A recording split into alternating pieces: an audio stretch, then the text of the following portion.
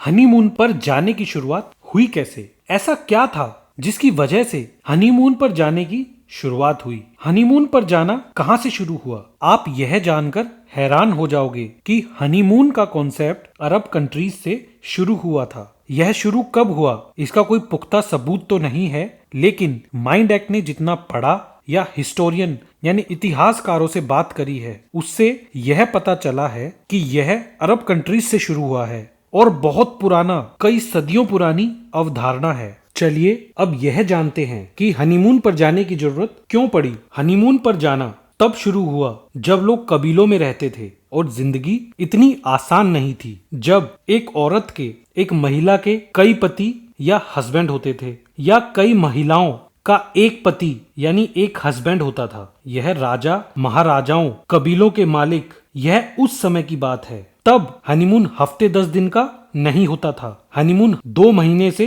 4 या उससे ज्यादा का होता था। और हनीमून पर जाने वाले लोग तब तक वापस नहीं आते थे जब तक प्रेगनेंसी कंफर्म ना हो जाए, जब तक गर्भ में बच्चा होने की पुष्टि ना हो जाए। जी हाँ, सुनने में ये थोड़ा अजीब सा लगेगा, लेकिन हनीमून पर जाने की शुरुआत ऐसे ही हुई थी। कबीलों के सरदार, राजा महाराजा यह कंफर्म करते थे, इस चीज का ध्यान रखते थे कि ये आने वाला बच्चा उनका ही हो। वो 2-4 महीने कहीं नहीं जाते थे, सिक्योरिटी में रहते थे। शायद आपको हंसी आ रही होगी, लेकिन यह सच है। यह वही पुरानी परंपरा है, वंश को आगे बढ़ाने वाली, वारिस वाली। उस जमाने में महिलाओं को इतनी वैल्यू, इतनी तवज्जो नहीं दी जाती थी। आप समझ गए होंगे मेरा मतलब, मैं खुलकर यहाँ नहीं बोल सकता। और वक्त ने तोड़ मरोड़ कर हनीमून को आज ऐसा बना दिया है। लेकिन अगर आप हनीमून को प्रैक्टिकली देखेंगे तो कॉन्सेप्ट वही है। फर्क सिर्फ यह है कि अब हम भरोसा कर सकते हैं अपने पार्टनर पर। हम हमेशा उसके आसपास रहते हैं। पहले ऐसा नहीं होता था। लोग इधर उधर रहते थे। किसी दूसरे शहर आने जाने में महीनों या साल लग जाते थे। कोई लड़ाई हो जाती थी तो जल्दी खत्म नहीं होती थी।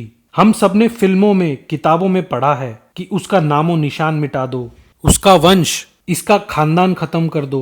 लोगों की इतनी बीवियां होती थी कि पता नहीं चलता था कि असली वारिस कौन है, कौन से नंबर वाली बीवी से वारिस आएगा। इसलिए यह कॉन्सेप्ट, यह हनीमून वाली चीज को बनाया था, ताकि पता चले किसको क्या पढ़ाना है, किसको क्या सिखाना है, किसको राजमहल में रखना है, किसको आगे जाकर यह गद्दी, यह सत्ता देनी है। Thank you. अगर आपको वीडियो अच्छी लगी तो प्लीज सब्सक्राइब माइंड एक्ट।